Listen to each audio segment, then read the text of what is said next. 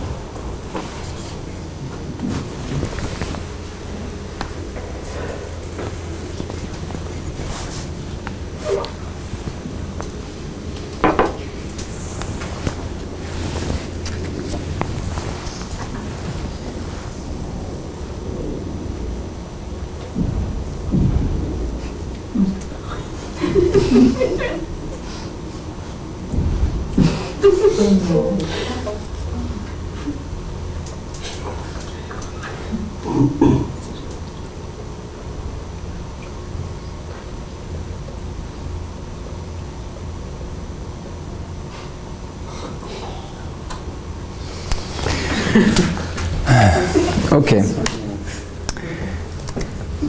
Il n'y a pas d'image subliminale incrustée ou quoi que ce soit hein, dans cette vidéo. Donc, ça c'était des formes géométriques. Néanmoins, vous avez sûrement, pour la quasi-totalité d'entre vous, fait l'expérience d'avoir vu autre chose, du moins que ça racontait une histoire qui était très loin d'une histoire de forme géométrique finalement. Oui. Ok, et c'est là qu'on voit qu'on est dans un jeu de surface projective. Alors je vous préviens quand même, arrivé là dans ce cours, arrivé à ce point du cycle annuel, on va quand même rendre un peu flou et malléable la frontière entre soit l'autre, interne, externe, dedans, dehors. Donc, pour vous le dire simplement, accrochez-vous, quoi. Pour que l'extérieur soit un miroir, ça peut nous poser quelques questions. S'il y a un jeu de miroir, est-ce que c'est moi qui suis un reflet de l'extérieur? Est-ce que c'est l'extérieur qui est un reflet de ce que je suis? Et est-ce que c'est les deux à la fois? Oui? Ok.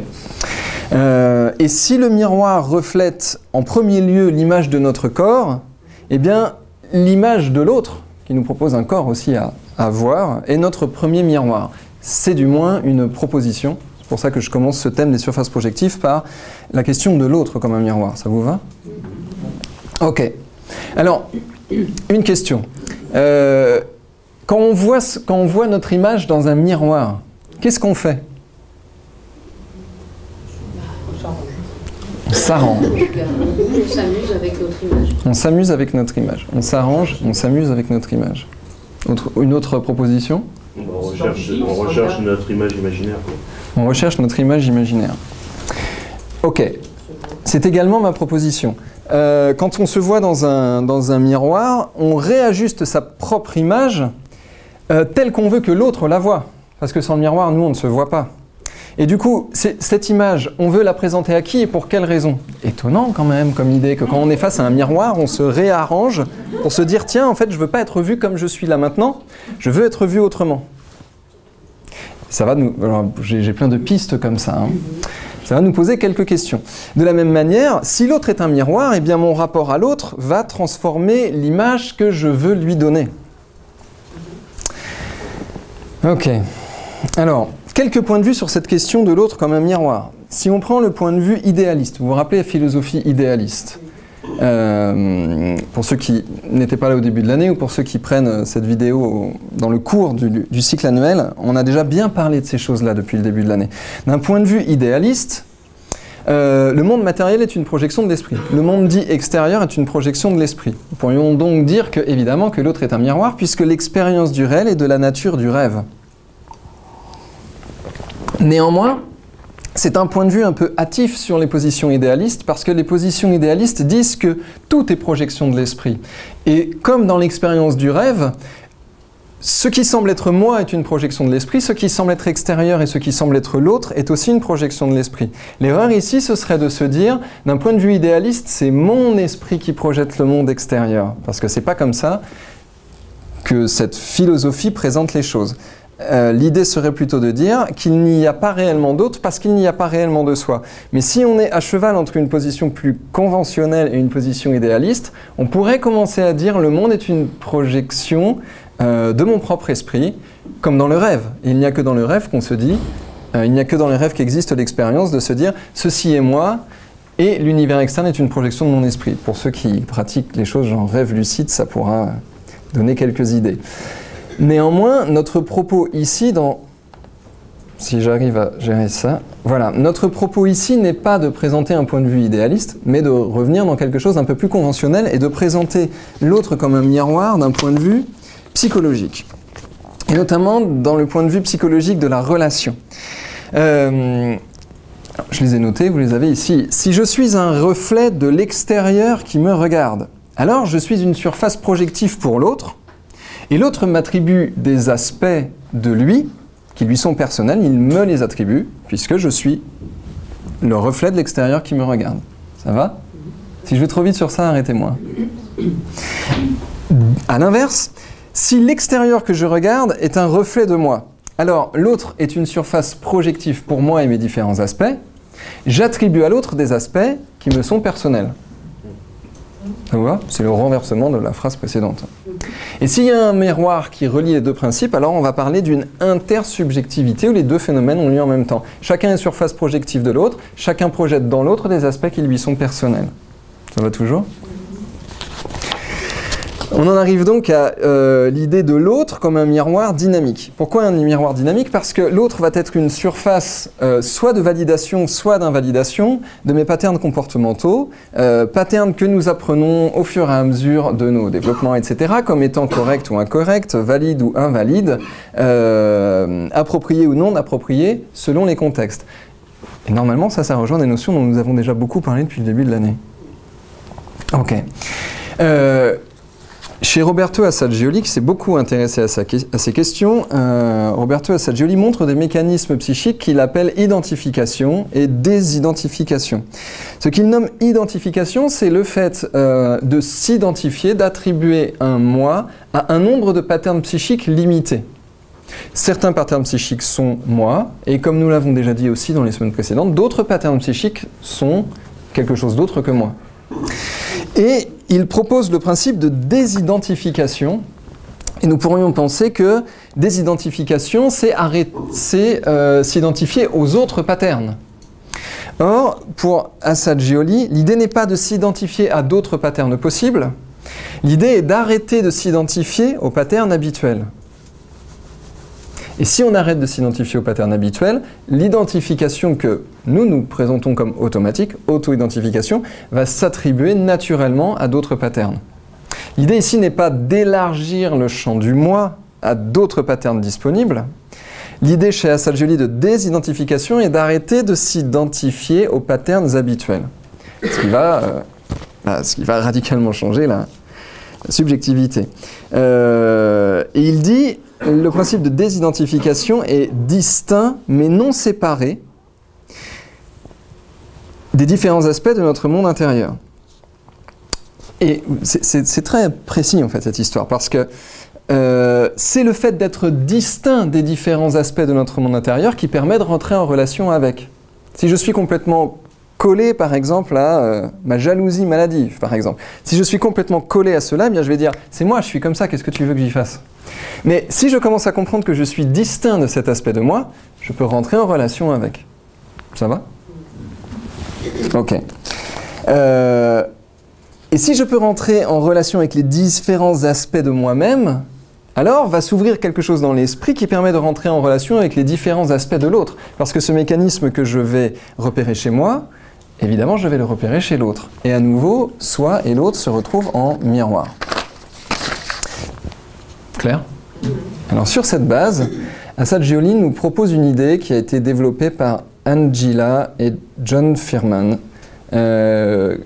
qu'ils appellent, j'ai pas souhaité le traduire, qu'ils appellent Authentic Unifying Centers. Des centres unifiants ou des centres d'unification. Il y en a deux possibilités, authentique ou l'autre, survival, dans un mode de survie. C'est assez simple. L'œil que vous voyez ici à droite, c'est l'autre.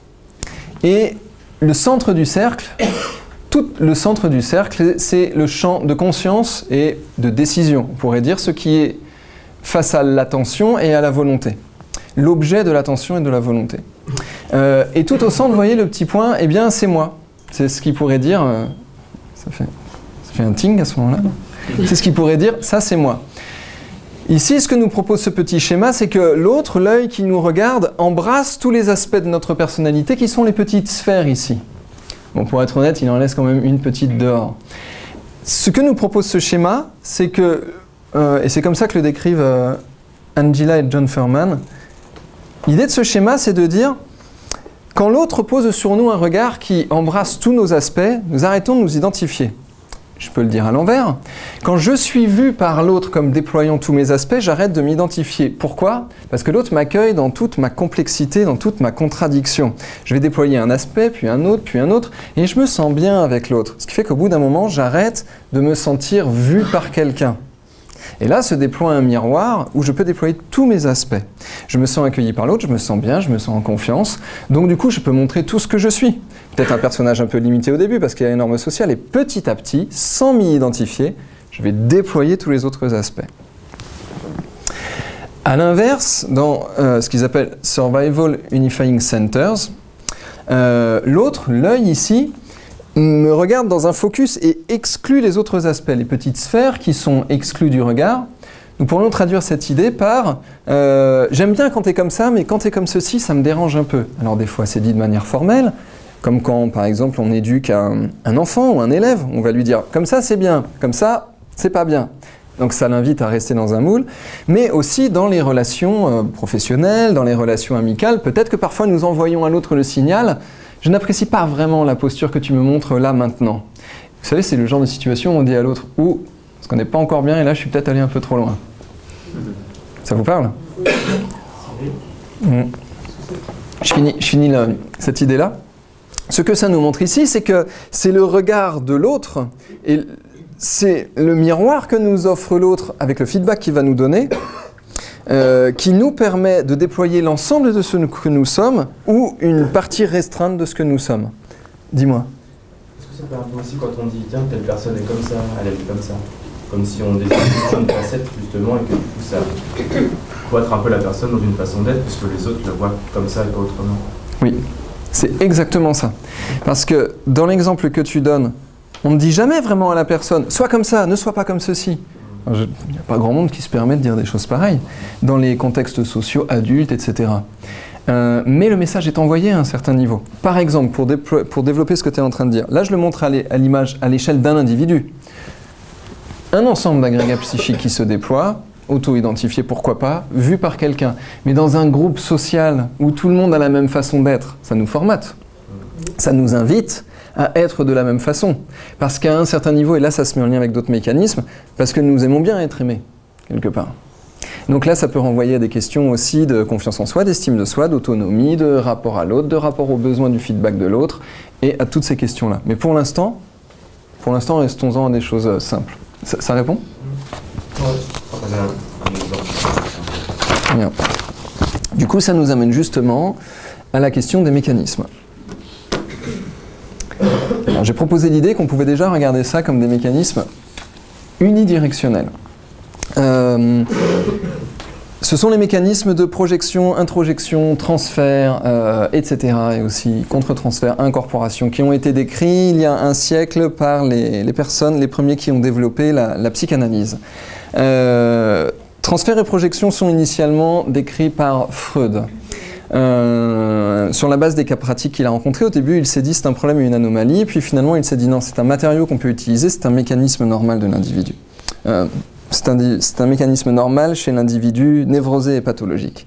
Et puis Freud, Jung et Ferenczi se rencontrent et ils passent pas mal de temps ensemble. Ils passent pas mal de temps ensemble parce qu'ils sont partis aux États-Unis ensemble. Donc le temps de faire l'aller-retour sur le bateau, ils ont eu le temps de faire pas mal de choses. Pour ceux que ça intéresse, vous pouvez lire sur le sujet. Ils ont aussi échangé des idées. Et en 1909, Ferenczi développe l'idée de transfert qu'ils étaient en train de découvrir et introduit l'idée d'introjection. Et sur le coup, ils ne se sont pas tellement rendus compte que Ferenczi venait de trouver la notion qui va devenir la notion clé dans la psychanalyse. Pas que dans la psychanalyse au final. Tout d'abord, il découvre ça sur des sujets névrosés, hystériques, paranoïaques, etc. Et puis, Ferenczi en 1909 va montrer que transfert, projection et introjection sont des mécanismes naturels de l'esprit qui existent chez tout sujet sain. Il n'y a pas besoin d'être névrosé, pathologique, psychiquement ou mentalement malade, d'après leur nomenclature, pour posséder ces mécanismes. Bien au contraire, ce sont des processus naturels. Mélanie Klein, Mélanie Klein, je vous renvoie à son histoire, va un peu plus loin et dit c'est dans toute vie psychique normale et saine, il y a l'équilibre entre l'introjection et la projection. Et un peu plus tard, et je vous renvoie aussi à ce qu'on a vu il y a quelques mois, le principe d'introjection servira à Freud pour créer sa seconde topique, notamment pour créer la question du surmoi, la notion du surmoi. Et j'avais noté quelque chose ici, parce que nous en avons discuté avec l'équipe, reste de l'équipe hypnologie, nous avons un léger message sur ces questions de psychanalyse. Parce que du coup, moi j'avais proposé au début de l'année l'idée qu'il y a les gens qui sont vraiment pro-Freud à fond, un peu extrêmes, et les gens qui sont anti-Freud à fond, un peu extrêmes aussi. Alors déjà dans la psychanalyse, il n'y a pas que Freud, il y a plein d'autres gens dont on entend des fois moins parler. Et ça nous a demandé de clarifier un petit peu la question. Alors, l'idée ici, c'est que nous, ce que nous reconnaissons de la psychanalyse, ce sont les mécanismes psychodynamiques. D'ailleurs, on les a présentés, première topique, deuxième topique, ce sont des matériaux utiles avec lesquels on peut travailler. Par contre, nous ne nous opposons pas, mais nous ne reconnaissons pas réellement les contenus. Alors par exemple, les histoires de libido, stade d'évolution, pulsion, de vie, de mort, etc. Et nous ne reconnaissons pas non plus les méthodes. Donc l'analyse, le focus particulier sur le transfert, l'idée que l'analysé, pour devenir un nouvel analyste, doit être diplômé et qu'on lui valide le contenu de son analyse, etc. Donc, sur les aspects psychodynamiques, on pense qu'il y a quelque chose de bon à prendre. Sur les aspects de contenu thématique et sur les aspects de méthode, eh bien, pour l'instant, nous ne reconnaissons pas vraiment la validité de ces travaux. Maintenant, pour revenir au mécanisme, pour préciser quelques notions, la notion de transfert, c'est quand on déplace des objets psychiques vers des objets physiques. Par exemple, j'ai une forte colère à l'intérieur de moi et je vais la projeter sur Grégory et je vais me dire « Ah, lui vraiment, qu'est-ce qu'il me met en colère? C'est lui l'objet de ma colère. » Eh bien, on voit bien qu'il y a eu un déplacement puisque ma colère ne t'appartient pas a priori, mais elle est transférée sur l'objet que tu représentes pour moi. Un déplacement de pattern affective vers un objet. Alors vous savez, on parle aussi de transfert vers des objets transitionnels, le rapport du jeune enfant à son nounours, etc. Vous pouvez en lire des kilomètres sur le sujet. Et aussi le déplacement d'un objet vers un autre objet. Peut-être que finalement, je vais me dire, finalement, il est sympa ce Grégory. Mais maintenant, Adrien, il m'énerve beaucoup. Le déplacement, pour le dire de manière très schématique, le déplacement d'un objet vers un autre objet. Le mécanisme de projection, j'ai préféré le dire en deuxième, le mécanisme de projection, c'est le fait de projeter des aspects de soi sur autrui. Et là, on va surtout développer les idées de Ferenczi, qui me semblent assez justes, et à titre personnel, je les trouve beaucoup plus claires et plus justes que celles de Freud. Ferenczi explique que dans l'enfance, le mécanisme qu'il appelle mécanisme de projection primitive, c'est le fait de faire une distinction entre l'objet perçu et le vécu subjectif. Et encore une fois, de ça, nous en avons déjà beaucoup parlé. Une distinction claire entre l'objet perçu et le vécu subjectif.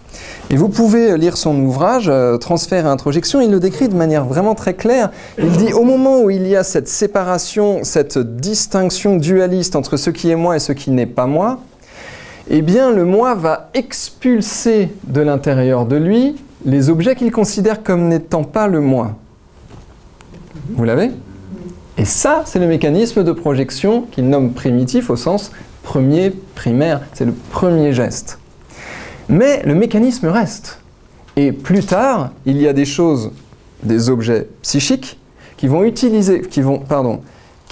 mis dans ce mécanisme et qui vont être externalisés. Par exemple, ma colère qui m'appartient et que je projette sur Grégory et Adrien. Ça va ? Ok. Nous, ce dont nous parlons ici, c'est la notion de l'autre comme un miroir, donc surtout les mécanismes de projection sur autrui. Une petite note sur l'idée de projection. Souvent dans les milieux d'accompagnement, on parle de faire une projection sur quelqu'un. Le mécanisme de projection est plus vaste que cette idée-là. On peut le détailler rapidement. Le mécanisme de projection, c'est le mécanisme simple en apparence, mais très profond dont nous venons de parler. Et l'idée de faire une projection sur quelqu'un, ce serait plutôt simplement attribuer des significations à des paroles, des significations à ses gestes, attribuer nos croyances sur ce qu'il est en train de nous expliquer. Bien sûr, ça fait partie du mécanisme de projection vaste, mais ça n'en est qu'une partie. Et maintenant qu'on a parlé de la projection, on peut montrer le mécanisme inverse. Et je suis toujours le fil de la pensée de Ferenczi sur cette idée-là. L'introjection primitive, à l'inverse de la projection, il y a une partie du monde externe qui ne veut pas être expulsée du moi. Et c'est intéressant qu'ils le disent comme ça, parce que ça donne une intentionnalité au monde externe. Il y a une partie du monde externe qui ne veut pas être expulsée du moi. Avec mes termes, elle veut s'incruster, quoi. Elle veut rester à l'intérieur, elle rentre à l'intérieur et elle fait partie intégrante du moi. Introjection. Qu'est-ce que j'ai noté sur ça ? Le moi réabsorbe cette partie du monde extérieur pour l'intégrer au moi. Et ultérieurement, le mécanisme reste. Et nous allons introjecter plein d'éléments du monde extérieur. Alors on pourra en faire une liste très longue, parce qu'en fait c'est la quasi-totalité de ce qui nous constitue. Pour des choses très simples, par exemple, je discute avec des amis pendant une soirée, 2 soirées, 1 semaine, 2 mois, d'une idée qu'ils ont tous, et au bout d'un moment je me dis, c'est vrai qu'elle est quand même vachement bonne cette idée. Au début j'étais pas d'accord, mais elle est bonne cette idée. J'ai introjecté leur point de vue.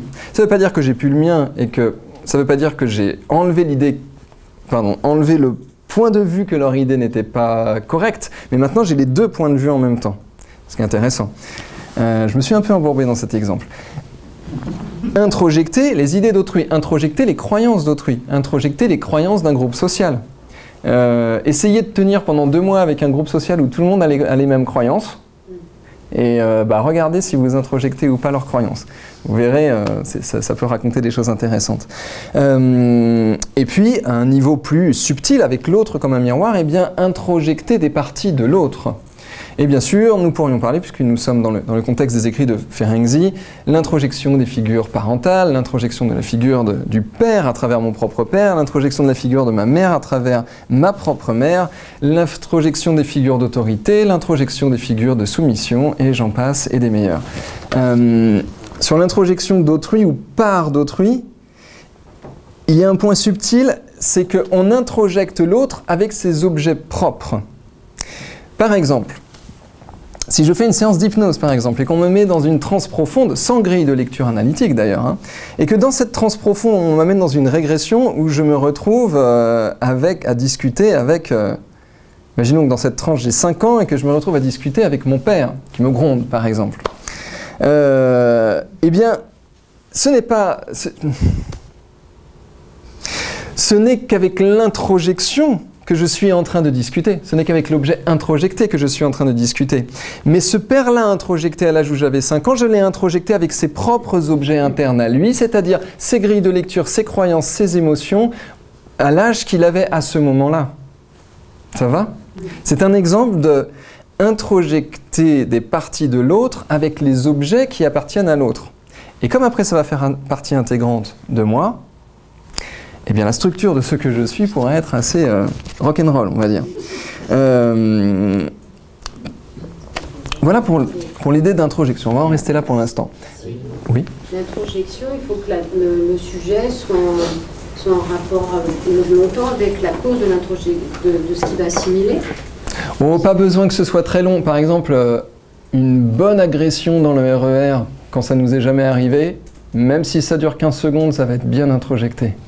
Et d'ailleurs, on en parlait la semaine dernière avec le travail de Madame Redman, introjecté où? Dans l'imaginal, et c'est à ce niveau-là que nous pouvons travailler sur la question. Je ne disais pas ça pour revenir à son travail, mais juste pour répondre à ta question. Pas besoin que ce soit bien long pour que ce soit introjecté de manière très profonde. Ce qui va, a priori, croiser plein d'autres points de vue que nous avons déjà soulevés. Alors voilà rapidement pour projection et introjection, je dis rapidement parce qu'on pourra en parler quand même pendant des heures et des heures et des heures, des dizaines d'heures sans doute. Quelques autres termes, la notion de contre-transfert. La notion de contre-transfert en psychanalyse, c'est l'influence de l'accompagné sur l'accompagnant. Imaginons que... Maintenant que j'ai projeté ma colère sur toi, Grégory, ça marche pas. Imaginons que j'accompagne Laurent, que tu sois quelqu'un qui demande une séance, que tu sois l'accompagné, que je sois l'accompagnant, eh bien... la notion de contre-transfert, c'est que ce qui arrive à Laurent, à accompagner, va m'influencer moi de manière inconsciente, moi, accompagnant. Ça va me faire des émotions, des sentiments, etc. Et contre-transfert, c'est pas grave, hein. En fait c'est assez inévitable. Le problème dans une relation d'accompagnement, ce serait de confondre contre-transfert et projection. Et là, toute la bande dans la psychanalyse, ils ont pas mal écrit sur le sujet. On peut en rester là pour cette notion-là. Et puis, il y a l'idée d'incorporation. Alors, dans la continuité des travaux de Ferenczi, l'incorporation, c'est un sous-mécanisme de l'introjection. On pourrait dire que c'est un type particulier d'introjection. C'est ça que je voulais dire. L'incorporation est plus archaïque que l'introjection. Ça, c'est les travaux de Torok et Abraham qui sont extrêmement intéressant. L'incorporation est inaccessible au langage et à l'appropriation. Dans la psychanalyse, ils disent d'ailleurs que ce qui est incorporé est non analysable. Dommage. Pourquoi? Il faudrait lire leurs travaux. Mais je ne vais pas répondre à ça. Je ne suis pas assez spécialiste en psychanalyse pour répondre à cette question-là. Et il y a donc voilà, c'est une forme particulière d'introjection. Torok et Abraham développent ces idées-là d'incorporation avec des notions de crypte, comme des choses dans l'inconscient, mais l'inconscient freudien cette fois, puisque c'est leur prisme, des lieux dans l'inconscient qui sont complètement inaccessibles, enfermés. Et ils développent l'idée que dans ces cryptes, mais parfois aussi en dehors de ces cryptes, il y a ce qu'ils appellent des fantômes. Alors, il ne faudrait pas ici projeter la notion de fantôme que nous avons habituellement, mais aller regarder de quoi ils parlent eux. Et nous pouvons donner un exemple de ces histoires de cryptes et de fantômes qui sont incorporés. C'est par exemple l'idée des secrets de famille. Alors, pourquoi ce n'est pas analysable? Je ne sais pas. Mais par exemple, moi je connais l'hypnose ericksonienne, puisque je suis accompagnant avec cette technique-là. Débusquer des secrets de famille en hypnose ericksonienne, c'est quand même assez rare. C'est là qu'on voit que c'est quand même très très profond dans l'esprit, quoi. Il peut y avoir d'autres techniques qui font émerger ces choses-là. Et là, pour le coup, c'est un point de vue que moi j'étaye par ce que j'ai vu sur le terrain. Par exemple, en psychothérapie transpersonnelle, ils sont très forts pour faire émerger les cryptes et les fantômes. Mais bon, bref, voilà, je ne veux pas opposer les techniques, c'est juste des tendances qu'on peut remarquer. Après, il peut y avoir des spécialisations pour croiser les prismes et aller s'occuper de choses en particulier dans l'esprit d'une personne qui demande un accompagnement. Mais je m'égare un peu. l'exemple des secrets de famille, et cette question-là va ouvrir le travail des aspects transgénérationnels qui sont repris dans d'autres disciplines, que la psychanalyse. On voit par exemple ces travaux dans les constellations familiales, où là on voit des jeux de projection, introjection, des trucs qui ressortent.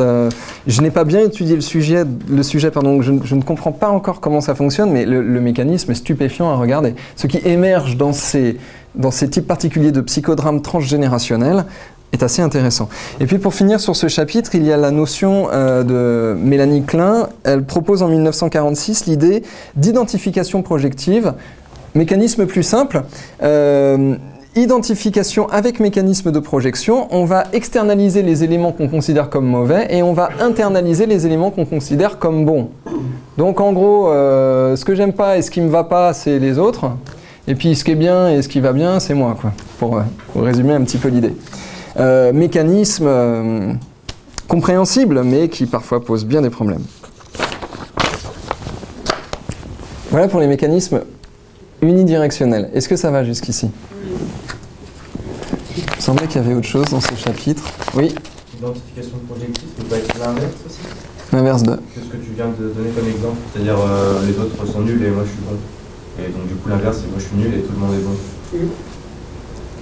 Peut-être. Alors moi je partage ton point de vue, que le mécanisme peut être renversé. Donc à titre personnel je te dirais oui bien sûr c'est la même chose, mais je ne voudrais pas dévoyer le travail de Mélanie Klein que je n'ai pas assez creusé pour te répondre. D'accord. En toute logique, je dis, elle a dû en arriver à la même conclusion que toi quand même. Sauf, je sais pas. Sauf si c'est un principe spécifique à ce qu'est tendance narcissique par exemple. Mais là pour le coup c'est trop pointu quoi. Ouais. Comme j'aurais tendance à penser. Mais s'il y a une particularité comme tu dis peut-être pas. Oui, en tout cas nous on a le droit de se réapproprier leurs concepts et de les utiliser. C'est un peu l'objet en fait ici, hein, de se réapproprier des concepts pour proposer quelque chose de nouveau. Ok, ce qui nous amène... Ah oui. Ok, ce qui nous amène à un cours plus long que prévu, chers amis. Chez Eric Berne,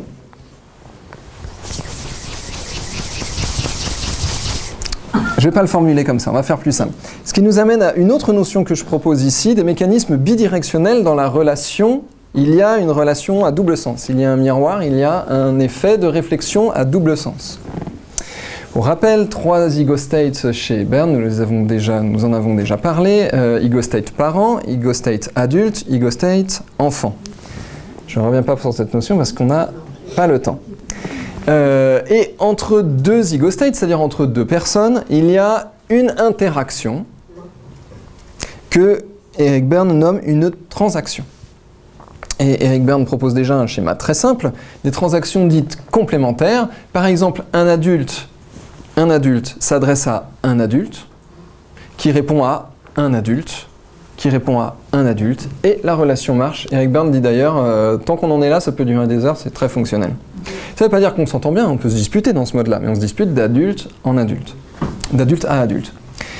Autre type de transaction complémentaire, parents et enfants. Un parent s'adresse à un enfant qui répond à un parent, qui répond à un enfant, et là encore, ça peut fonctionner. Mais des fois, ça dysfonctionne. Mais est-ce que c'est pas là, excuse-moi, ce serait pas aussi l'histoire de l'adulte qui peut se comporter dans ces 3 schémas aussi? C'est-à-dire un schéma d'enfant, c'est-à-dire par moment, quel que soit l'âge que nous avons, on peut se comporter comme un enfant, comme un adulte, comme un parent. Il y a des enfants qui parfois prennent le rôle du parent. Ah ben c'est le propos. En fait, ce ne sont... Alors, je vais le redire, mais je pense que je l'avais... Ok, redisons-le un instant. Ces histoires de ego-state, parent, adulte, enfant, ça ne veut pas dire correspondant à l'âge de quelqu'un en âge d'être parent et qui est parent, quelqu'un en âge d'être adulte et qui est adulte, quelqu'un en âge d'être enfant et qui est enfant. Ce sont des patterns comportementaux ou programmes psychiques, j'ai envie de dire, qui peuvent concerner n'importe quelle personne à tout âge. Prenons des contre-exemples du coup. Un adulte qui d'un seul coup se comporte en enfant. Oh, prends-moi dans tes bras, j'ai tellement besoin qu'on me berce parce que j'ai vraiment besoin d'être rassuré. Pourquoi pas? C'est Eric Berne d'ailleurs, il dit c'est pas un problème en fait ce truc-là.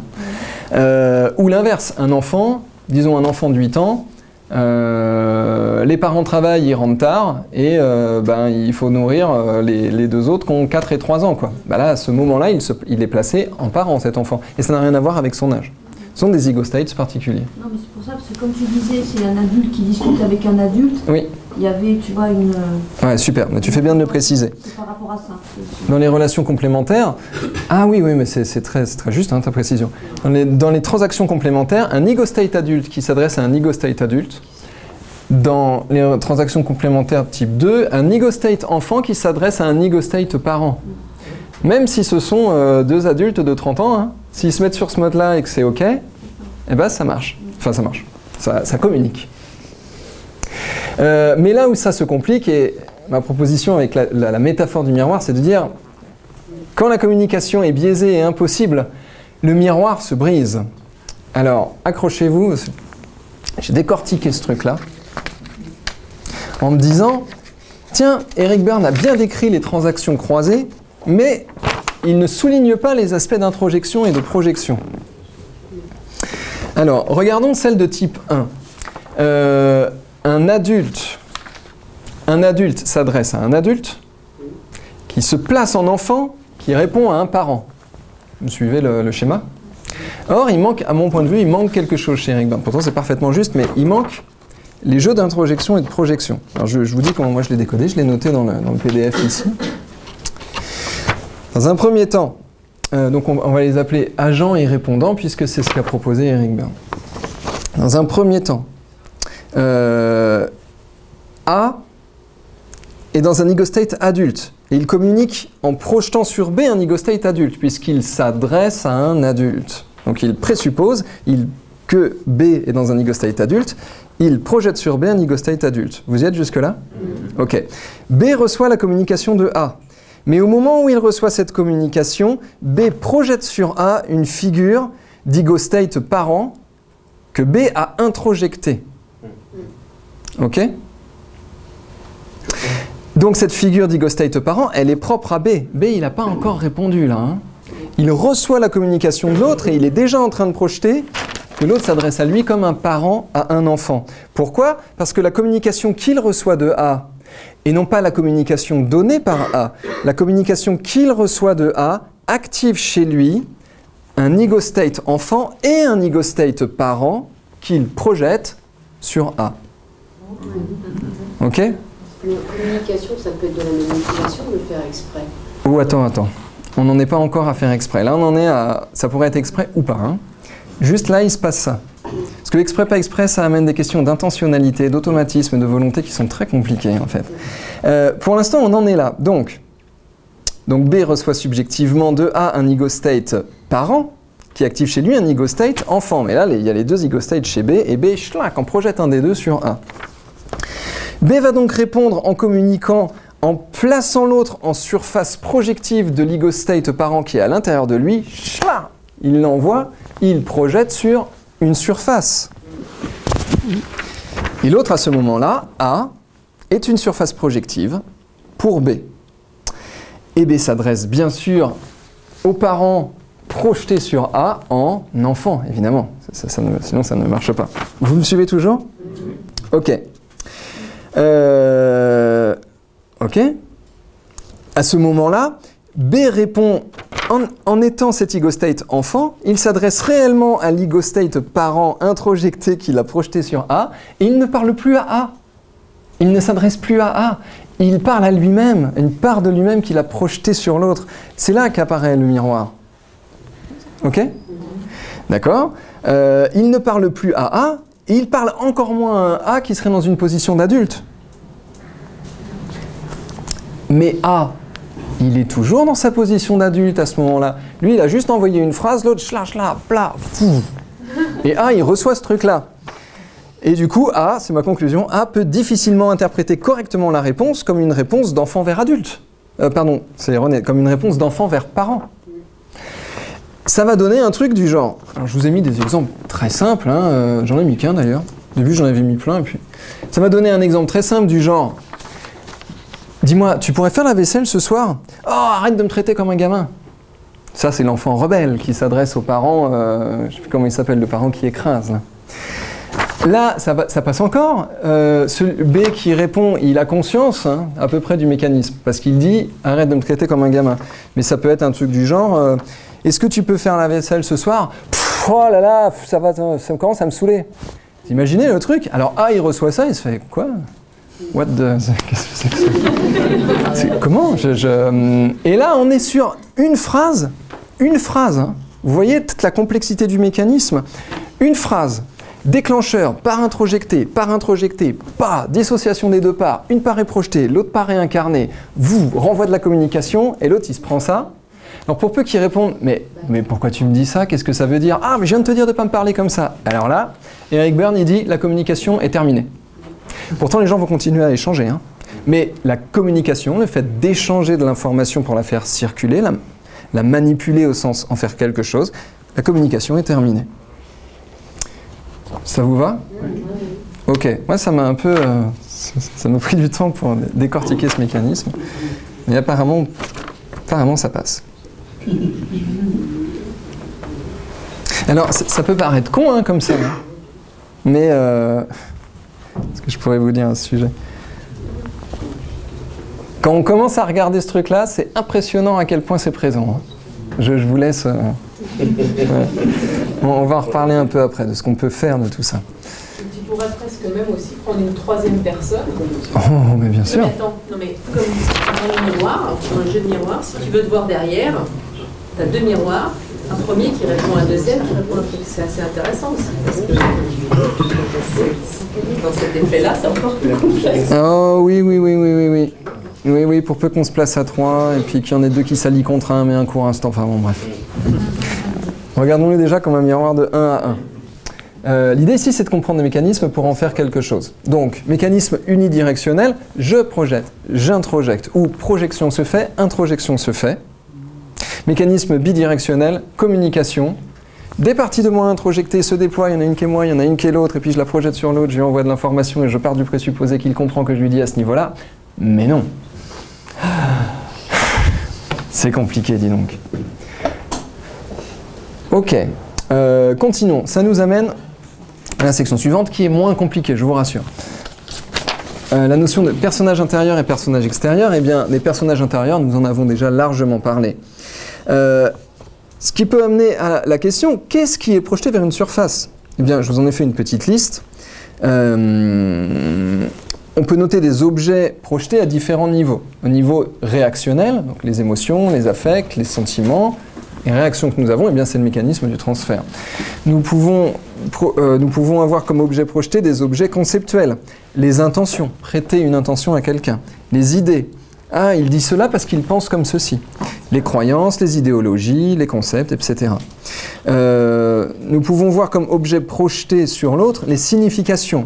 Par exemple, dans l'attribution de signifier sur des signifiants. Alors, attendez, faut pas que je me trompe dans cette histoire. Je vais la décrire, mais... ça y est, je suis en train de me paumer dedans. Les signifiés, ce sont les objets eux-mêmes. C'est ça. Oui, signifié, réel. Et les signifiants, ce sont les mots que l'on met sur les objets. Donc, si on commence à attribuer, à projeter chez l'autre une signification, par exemple, il dit j'aime aller me promener sur la plage, et nous on lui répond ah oui, je vois tout à fait ce que tu veux dire, t'aimes aller te promener sur la plage. Alors que peut-être que le premier parlait de prendre un temps d'introspection, de calme, etc., et que le second est en train de penser à aller avoir du fun sur la plage avec les potes. Vous voyez ? Et le deuxième répond au premier ah oui, bien sûr, je vois tout à fait ce que tu veux dire. Or, pas du tout, c'est juste qu'on y a projeté une signification. Des objets de nature symbolique, par exemple, attribuer du sens à une métaphore. Je fais une métaphore et la personne me répond « Ah oui, je vois tout à fait ce que tu veux dire. » Et là, on a envie de lui répondre « Mais non, c'est une métaphore. Tu ne vois que ce que tu projettes. » Mais oui. Projection d'objets comportementaux, attribuer aux autres la signification d'un comportement. L'autre a un comportement, et moi je me dis, il a ce comportement pour telle raison, je le sais. Non, j'ai projeté sur lui la signification d'un comportement. Et de manière plus globale, nous pourrions dire que tout cela sont les projections sur autrui d'une high positions, et on en a parlé longuement, position de l'esprit, ego state, sous-personnalité, figure archétypale, et si nous reprenons cette nomenclature, objet projeté réactionnel, conceptuel, signification, objet symbolique, objets comportementaux, eh bien nous pourrions dire que nous projetons sur l'autre des attributs d'une high position. Ça passe ? Ça tombe bien parce que aujourd'hui, je suis à la bourre. Alors cela nous ramène à qu'est-ce qui est projeté vers l'autre ? Eh bien, est projeté vers l'autre des personnages internes. Qu'est-ce que c'est que ce chapitre ?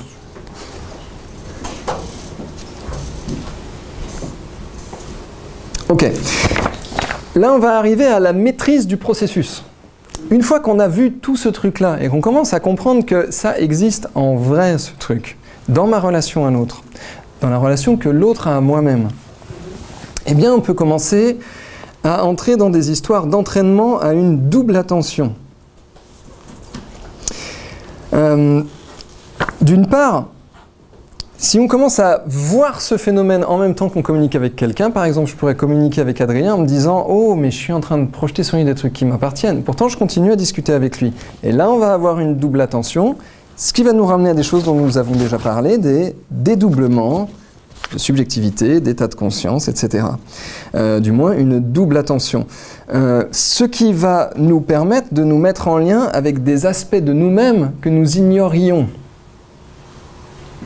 Parce que si je commence à voir ce que je projette sur Adrien quand je discute avec lui, je vais rester en lien avec lui. Mais en même temps, je vais commencer à me mettre en lien avec les aspects de moi qui se projettent sur lui. Et je vais voir quelque chose de moi-même à ce moment-là. Alors, ça demande de l'entraînement, ces jeux-là. Parce que ça demande de rester bien en lien avec l'autre, tout en restant bien en lien avec soi. Et j'ai choisi ici la notion de double attention dont on parle plus généralement dans les arts martiaux. Parce que dans les arts martiaux, il est quand même recommandé, surtout dans le combat, d'être bien en lien avec l'autre en étant bien en lien avec soi. Mais je ne vais pas développer ce point-là. Par ailleurs, si on commence à s'entraîner à cela, je te garde en focus sur cette histoire, si on commence à s'entraîner à cela, nous allons aussi, par entraînement, à nous mettre en lien avec nos aspects intérieurs, nous allons commencer à nous mettre en lien avec les différents aspects intérieurs de l'autre. Et se dire, mais là, ce n'est pas à moi qu'il s'adresse. Il s'adresse à son collègue après qui il est en colère. Vous connaissez cette histoire de « Oh, il m'est arrivé un truc avec mon collègue, et puis j'avais envie de lui dire « Espèce de gros... Voilà. » Vous voyez ? Et quand l'autre commence à parler comme ça à la deuxième personne du singulier, c'est plus à nous qu'il s'adresse. C'est à l'autre dont il est en train de parler qu'il s'adresse, et de manière très rapide et fugace, il nous utilise comme surface projective pour dire à l'autre ce qu'il veut faire entendre à l'autre. Et ça, si on commence à s'entraîner, on le voit dans la communication de l'autre. C'est très fugace. Mais en fait, c'est présent, je ne vais pas dire tout le temps, c'est extrême, mais c'est très souvent présent. Donc, ma proposition, et je le dis par de l'expérience de terrain, pour le coup, c'est pas une théorie collectée sur base d'autrui, une attention vigilante entraînée et des processus attentionnels entraînés permettent de voir ce qui se projette vers l'interlocuteur, ce qui est projeté depuis l'interlocuteur, ce qui est introjecté en moi et ce qui est introjecté en l'autre. 4 paramètres. Alors pour le coup, ça demande de l'entraînement. Alors il y a plein de techniques qui amènent à ça. On peut parler des histoires de centrage, de pleine conscience, de communication non violente, mais pour parler de ces techniques, il nous faudrait 1 ou 2 bonnes heures de plus. Donc, on va pas rentrer là-dedans. Un point de vue intéressant, je ne sais pas si vous l'avez perçu, c'est un peu compliqué de se représenter ces mécanismes de introjection-projection. Quand on en discute comme ça, à un moment, on commence à percuter, mais si on devait le dessiner, y a un tel jeu de soi, de l'autre, de trucs à l'intérieur de soi, etc. Or, il y a néanmoins une représentation de l'esprit dans laquelle ça devient très simple. Et nous l'avons déjà présenté, la cartographie Mahayana des 8 consciences, notamment dans le principe de Alaya Vijnana. Alors du point de vue Mahayana, eh bien, ça devient très très simple. En fait, ce sont des mouvements de l'esprit vers les objets. La projection je vous le rappelle, du point de vue de Ferenczi, du point de vue de Mélanie Klein, la projection est un processus naturel d'attribution d'objets psychiques internes à des objets externes. Or, dans le schéma des 8 consciences, le truc est très simple, hein. Ici, il y a des objets psychiques internes. Ils sont projetés à travers tout un mécanisme que nous avons décrit jusqu'aux objets physiques externes. De la même manière, du point de vue Mahayana, je l'ai détaillé un peu plus sur le PDF, je vous laisserai lire comment je décrypte ce mécanisme. Du point de vue des 8 consciences dans le Mahayana, l'introjection, processus naturel d'intégration d'objets externes à l'intérieur de la notion du soi, du moins à l'intérieur de l'esprit. Du point de vue Mahayana, il s'agit d'une acquisition d'objets par l'esprit. Encore une fois, c'est assez simple. Les objets viennent dans l'esprit par le biais de conscience, ils sont conceptualisés, ils sont distingués du moi et ils sont acquis. C'était cette petite fonction d'acquisition dans la 8e conscience. Et ils sont acquis par l'esprit, qui pourra plus tard les redéployer selon les futurs contacts sensoriels. Et les objets introjectés pourront être reprojetés. Un lieu d'acquisition d'objets par l'esprit et un mouvement de l'esprit qui projette ces objets introjectés vers les objets physiques réels externes. Ça va? Ça vous paraît clair? Vous êtes prêts pour la suite et fin? Ok. L'accompagnant comme surface projective. Utilisez l'accompagnant comme surface projective, mais pas dans un jeu de transfert ici. Utilisez volontairement l'accompagnant comme une surface projective de part de son propre esprit. C'est en fait la proposition pratique du jour. Précaution d'usage quand même. Je ne vais pas vous le lire exactement comme je l'ai écrit. Si vous êtes accompagnant et que vous voulez utiliser des trucs comme ça, je vous conseille d'avoir bien travaillé sur vous. D'une part, d'être bien solide à l'intérieur de vous, parce que vous allez vraiment vous prendre des trucs costauds de la part de l'autre, quoi, on va dire. Et d'autre part, de bien vous connaître. Ça, c'est pas tant pour vous, c'est pour l'accompagner. Je vais quand même lire ce que j'ai noté ici. Ça demande une connaissance approfondie des différents aspects de soi. Et cette connaissance, à notre point de vue, cette connaissance nécessite un accompagnement guidé par une approche ou par une autre. Ça peut être par l'hypnose, ça peut être, je vous en donne une liste, ça peut être par la gestalt, la psychanalyse, la psychologie analytique, la psychosynthèse, la psychothérapie, le voice dialogue, le transpersonnel, l'approche chamanique ou quoi que ce soit, mais ça demande d'être accompagné par quelqu'un qui peut guider pour découvrir les différents aspects de soi. Sinon, il y a des risques de reprojection ou d'introjecter des trucs. En fait, je vais le dire plus simplement, il y a le risque que ces outils-là fassent dire à l'accompagnant « c'est personnel ce qui est en train de m'arriver là ». C'est vraiment à moi qu'on s'adresse, ce qui pourrait faire rentrer chez soi un peu perturbé. Donc d'une part, ça demande une connaissance approfondie de soi-même, et d'autre part, ça demande quoi ? Oui, ça demande d'avoir bien stabilisé les processus attentionnels dont nous avons parlé avant. Ce sont des techniques simples, mais ce sont des techniques vraiment puissantes. Alors, par exemple,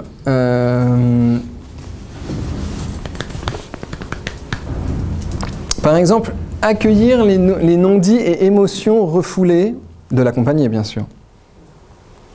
Donc, sur base de ce qu'on dit aujourd'hui, ça utilise les logiques de Authentic Unifying Center et pour l'accompagnant, d'incarner le transfert de l'autre. Vous me suivez toujours? Oui. Non? Qu'est-ce que tu entends par accueillir le non-dit? Ok, alors, j'explique le contenu, dis-moi si ça répond. L'accompagnant se positionne en surface projective, c'est-à-dire l'accompagnant va se dire « Je ne suis qu'une surface projective pour l'autre. Je suis un miroir pour l'autre, là, maintenant. » Et l'accompagnant va devenir l'objet auquel l'accompagné veut s'adresser. Par exemple, tu t'es disputé avec ton collègue de travail et ça te reste sur le cœur, par exemple. Toi, tu t'es disputé avec ton collègue de travail, ça te reste sur le cœur. Et tu as besoin d'un accompagnement parce que ça te pourrit la vie, par exemple. Et moi, accompagnant, je vais devenir une surface projective. Et je vais te proposer l'idée, je suis le collègue de travail avec lequel tu t'es embrouillé. Proposition d'ensuite, et on va inviter l'accompagné à s'exprimer. je suis le collègue de travail avec qui tu t'es embrouillé, qu'est-ce que tu as à me dire? Et là, l'accompagné, il n'interfère plus. Ni il dit, ni il ne rajoute, surtout pas d'ailleurs, ni il ne rajoute « Oh, c'est bien, tu es en train de sortir toute ta colère, continue, parce que ça va foutre le bordel. » Donc, l'accompagnant ne rajoute plus rien. Ah, je me suis trompé, ok. L'accompagnant ne rajoute plus rien. Ni il valide, ni il invalide. Et c'est ça qui demande un bon centrage. Mais il faudrait définir ce que ça veut dire, centrage, etc. Mais ça demande d'être bien dans ses baskets, quoi. En fait, Yuri Biekonski, il a fait ça. Oui, Yuri Biekonski, il a fait ça. Okay. Oui, absolument. Je suis ta mère. Qu'est-ce que tu as à me dire? Ça a l'air con en apparence. Hein. Vous voyez tous les mécanismes qui sont en dessous. Et je voulais proposer un exemple, si quelqu'un veut venir jouer. En fait, non, c'est pas jouer. Si quelqu'un veut venir, il y a plusieurs conditions. Si quelqu'un a quelque chose qu'il a sur le cœur à travailler, quel que soit le type d'émotion, quelqu'un qui n'est pas dérangé par le fait que cette expérience est filmée, et quelqu'un qui a un minimum confiance en moi, Cyril Champagne. Pas quelqu'un que j'énerve en fait. Quelqu'un pour qui je peux être neutre. Tu veux essayer? Vas-y, viens, on essaye.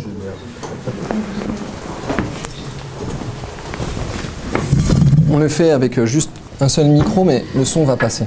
Tu veux le deuxième avec moi? Ouais.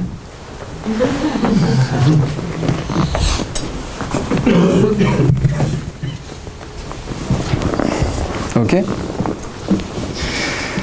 Donc, est-ce qu'il y a quelqu'un avec un sujet particulier à qui tu voudrais exprimer quelque chose que tu n'as pas encore pu exprimer? Oui. Tu sais de qui il s'agit? Oui. Tu sais de quelle thématique il s'agit? Oui. Ok. Je voudrais juste te proposer, il n'y a pas d'induction ici, hein. Je vais juste lui proposer d'imaginer. Ok. Est-ce que tu veux bien dire le nom de cette personne ou pas? Tu n'es pas obligé. Je vais dire elle. Elle, ok. Imagine que je suis elle. Ok. Ok. Que toi tu es toi. Et que moi je suis elle. Qu'est-ce que tu veux me dire? T'es une putain d'égoïste.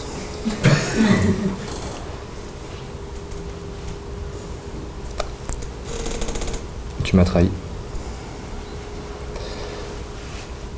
Ce que tu m'as fait, je vois pas comment je vais m'en relever. Et tu fais comme s'il n'y avait aucun souci. Et le pire, c'est que tu me demandes d'accueillir ça avec bonne humeur.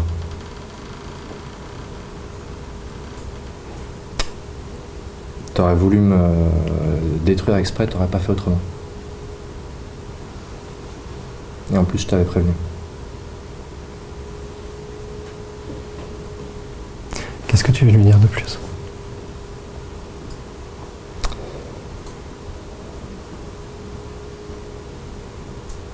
J'ai envie de te détester.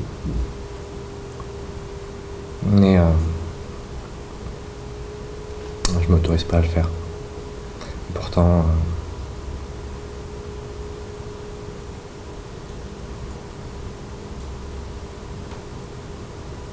ouais, t'es une putain d'égoïste.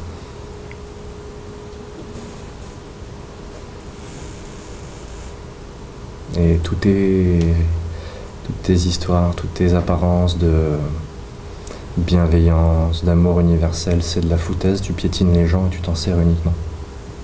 Et le pire, c'est que je pense même pas que tu t'en rendes compte.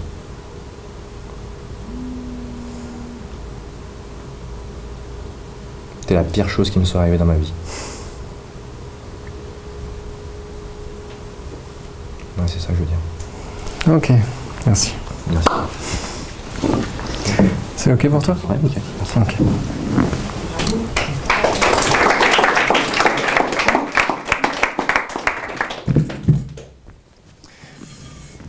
Pas très compliqué. À titre personnel, j'ai jamais fait ça devant des gens, une caméra, etc. Donc la synchro est subitement était un peu difficile à tenir. Néanmoins, vous pouvez regarder un peu plus en détail ce qui se trame là-dedans avec les idées de projection, les idées de contre-transfert, parce que je peux vous dire, juste un instant, pour avoir été assis là, ça en fait du contre-transfert, c'est normal. C'est normal. Ok.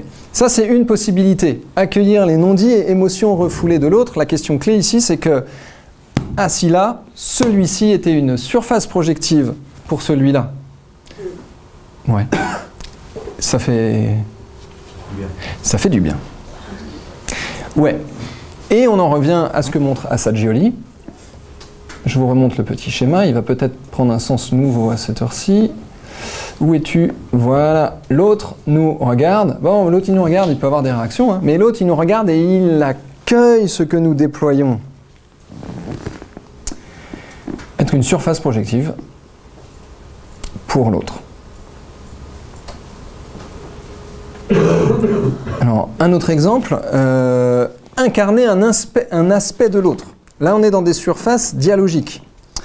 Par exemple, on se positionne en surface projective et on va devenir un aspect de l'autre. Il fallait que je prenne un exemple. On va pas faire de démo sur ça, mais on va devenir un aspect de l'autre. Prenons l'exemple de la colère que je cite souvent. L'accompagné pourrait dire il y a un problème de colère, mais quand je me mets dans cet état-là, c'est pas moi. Ok, d'accord, mais c'est qui? Est-ce qu'on peut lui donner un nom, une forme ou quoi que ce soit? Et imaginons que l'autre appelle ça, c'est... vous avez un exemple de personne en colère? Tiens, Hulk par exemple, voilà. C'est le Hulk qui est en moi. Eh bien, je vais me placer en surface projective pour l'autre et lui proposer, ok, imagine que je suis Hulk et que toi, tu es toi. Qu'est-ce que tu veux me dire? Et l'accompagné va pouvoir exprimer ce qu'il veut dire à la part de lui qu'il externalise et qu'il projette sur moi. C'est une surface dialogique qui permet à l'autre de se mettre en dialogue avec lui-même. Moi, je ne vais pas répondre, je ne suis pas le Hulk qu'il est à l'intérieur de lui. Mais je vais au moins pouvoir recevoir et entendre des choses. Ok? Je me place en surface projective pour l'autre. Une autre possibilité dans des idées de surface dialogique, incarner l'autre. Et là, on va arriver dans des inversions totales d'agentivité. Je ne vais pas vous montrer le truc. Est-ce que quelqu'un veut expérimenter? Là, il faudra me faire confiance parce que je n'ai pas expliqué de quoi il s'agit. Tu veux, Adrien? Ok. Ouais? Tu as confiance? Bah oui, c'est pour ça que je veux. C'est ok pour toi avec la caméra? C'est ok pour moi avec la caméra. Ok. Si jamais tu souhaites dire quelque chose dans l'expérience qu'on va faire et que tu es dedans et que tu veux pas qu'on le mette, je couperai au montage. Ok. Ok? Ok. La proposition est très simple. Est-ce qu'il y a quelque chose à l'intérieur de toi qui représente vraiment de très bons conseils qui pourraient être donnés à toi ou à n'importe qui d'autre, qui soit un bon guide pour toi, qui soit un bon maître pour toi, une figure de conseil, de sagesse et de guidance? Ce qui m'est venu quand on a parlé, j'ai ce que j'appelle ma voix sage. Ta voix sage. Je ne sais pas si c'est une figure visuelle, mais en tout cas, j'ai une partie de moi qui me donne de bons conseils. Ok, une partie de toi qui te donne de bons conseils. Bien. Ce que je te propose, c'est que je suis Adrien. Tu peux juste imaginer. Ah, ça fait un truc bizarre sur la synchro. Je peux juste imaginer que je suis Adrien, que je suis vraiment Adrien, et que toi, tu es la voix sage. Qu'est-ce que tu veux me dire?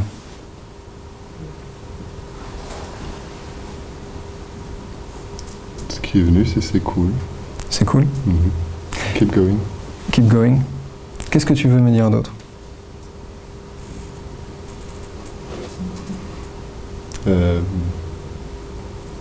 Ce qui est venu, c'est que je suis désolé de faire foirer l'exercice de la démo de Cyril, parce que j'ai pas grand-chose d'autre à rajouter. Là. Ouais. Qu'est-ce que la voix sage, elle veut dire à Adrien?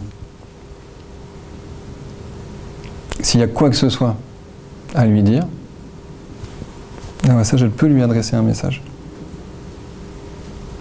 Je ressens cet élan de continuité, keep going. Ok. Il n'y a pas grand-chose à rajouter, j'ai l'impression. Ok. C'est bon pour toi?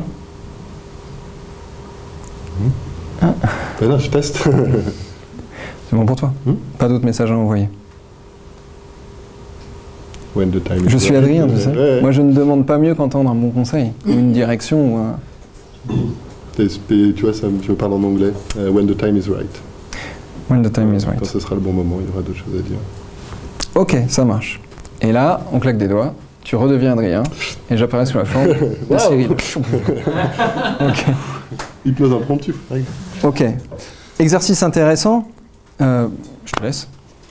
Exercice intéressant, parce qu'on ne sait pas ce qui peut sortir d'un truc comme ça. Intéressant l'idée, je suis désolé parce que je fais foirer l'exercice. En quoi est-il foiré l'exercice? Ça peut être un bon temps. Ça peut être un bon temps quand l'accompagnant se place en surface projective pour incarner l'autre. Ça peut être un bon temps pour la part qui guide, qui conseille, etc. Le maître intérieur. Voilà. Ça peut être un bon temps pour le maître intérieur d'adresser le message. Ça peut être un bon temps aussi pour l'autre de recevoir ce message. Et si le message c'est cool, keep going, eh bien, ça ne fait pas foirer le truc en soi. C'est le message qui est donné, tout simplement. C'est qu'il n'y avait pas beaucoup plus que ça à ce moment-là. Ouais, c'est complètement ok. Puis attends, puis là il y a un contexte particulier. Mais pour le coup, on va la laisser la séquence parce qu'elle est intéressante. À d'autres moments, ça peut faire surgir des choses qu'on n'attend pas. Ça peut amener à une position où ce que toi tu appelais la voix sage, c'est ça? Peut se mettre à dire, tu sais, tout va bien, c'est ok, ça va. C'est arrête de t'en faire. Voilà. C'est pas grave, tu sais. Voilà. Il rigole pas à tes blagues, mais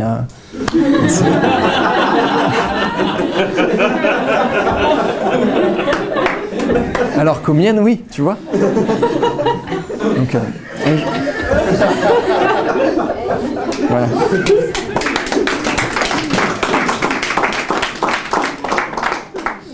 Voilà. Et puis ça peut aussi faire surgir des choses, ça peut faire surgir beaucoup de choses. En général, c'est un truc plutôt positif. Il peut y avoir beaucoup d'émotions à ce moment-là, mais ça fait surgir quelque chose d'assez positif. Dans ces différents exemples, accueillir les non-dits et les émotions refoulées, accueillir un aspect de l'autre ou incarner l'autre, l'accompagnant se place en surface projective pour l'autre. Alors je vous laisse imaginer quand même que dans un cabinet, juste à deux, qu'on a discuté d'une thématique, en général on vient pour travailler quelque chose, on vient rarement pour se dire tout va bien et j'ai envie de me le dire à moi-même, quoi, vous voyez. Donc dans un cabinet, avec une thématique, avec le lien de confiance, avec tout le cadre qui est posé, pour peu en plus qu'on y rajoute de la transe, ça pourrait faire sortir des choses vraiment intéressantes de la personne qui pourra projeter ce qu'elle a besoin de projeter sur la surface projective que l'accompagnant lui offre. Un dernier mot sur ces histoires-là, puisque je parlais du terme maître intérieur. La dernière chose qu'on a vue là, inversion d'agentivité, va renvoyer aux notions orientales de se relier au maître intérieur et aux notions chamaniques de trouver le guide intérieur. Et en fait, dans bien des traditions, nous parlons de cet espace-là, de trouver à l'intérieur de soi, dans l'imaginal peut-être, je ne sais pas, dans l'esprit, dans les différentes introjections, la figure qui guide. Si je fais un petit focus sur le maître intérieur, c'est que dans les traditions orientales, il y a souvent l'idée qu'il y a deux phases. D'abord, on se relie à un maître externe. Vous savez, on appelle ça des maîtres spirituels, mais spirituels, ce sont en fait des maîtres psychologues, hein. Ce sont des gens qui possèdent la science du fonctionnement de l'esprit, c'est pas plus compliqué que ça. Donc, on se relie à un maître extérieur parce qu'il montre les directions à prendre ou les directions à ne pas prendre, d'après son propre prisme, ses croyances et ses idées à lui. Et ensuite, on invitera celui qui suit le maître à trouver le maître intérieur en lui disant « tu n'as pas besoin de maître ». À ce stade-là, je vous recommande notamment le documentaire Kumaré. Quelqu'un a vu ça? Non. Je vous recommande le documentaire sur le gourou Kumaré. Un vrai maître spirituel authentique. Je vais préciser pour la caméra, ceci contient une plaisanterie cachée dans le documentaire. Donc, nous n'invitons pas les gens à suivre des gourous ou des maîtres spirituels. Je me suis engouffré dans un truc compliqué. Mais ce documentaire est une illustration en règle de ce que veut dire trouver le maître intérieur. Et pour cette raison, je vous le recommande. Et pour finir, la conclusion.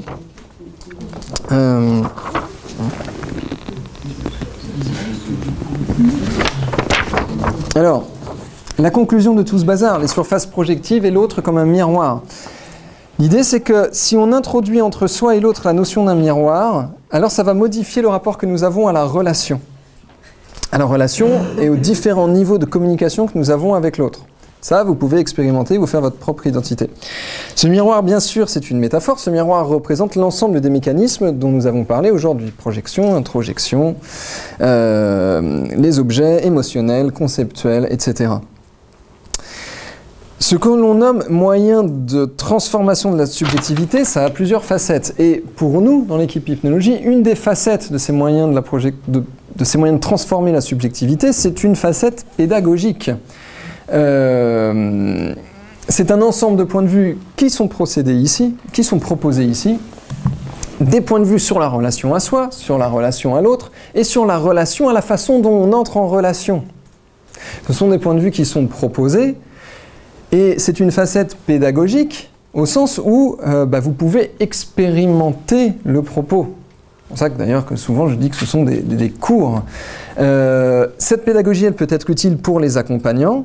Et là, on en a donné quelques exemples. Comprendre les mécanismes pour pouvoir s'en servir, voir comment l'autre, l'accompagné, les utilisait déjà, et voir comment nous les utilisions déjà inconsciemment, et comment nous pouvons nous réapproprier tous ces mécanismes-là pour accompagner l'autre selon ses besoins à lui. Mais ça peut être aussi utilisé par n'importe qui en dehors de l'accompagnement. Simplement s'en servir dans ses relations avec ses amis, avec ses collègues, avec ses enfants, avec les amis de nos enfants quand ils sont adolescents, par exemple. Ça parlera à certains. Mais aussi comment interagir avec la boulangère, quoi. Ça peut nous servir de manière très simple dans la vie quotidienne. Où ça amène, ça, je vous laisse vous en faire votre propre idée, parce que ce sera très spécifique à chacun. Et pour finir, donc, au-delà de l'aspect théorique que nous avons soulevé aujourd'hui, contempler ces différents points de vue, apprendre à les percevoir, apprendre à les reconnaître, eh bien, cela constitue déjà en soi un puissant moyen de transformation de la subjectivité. Et je vous laisse vous faire votre avis et nous donner vos feedbacks. C'est fini. C'est terminé.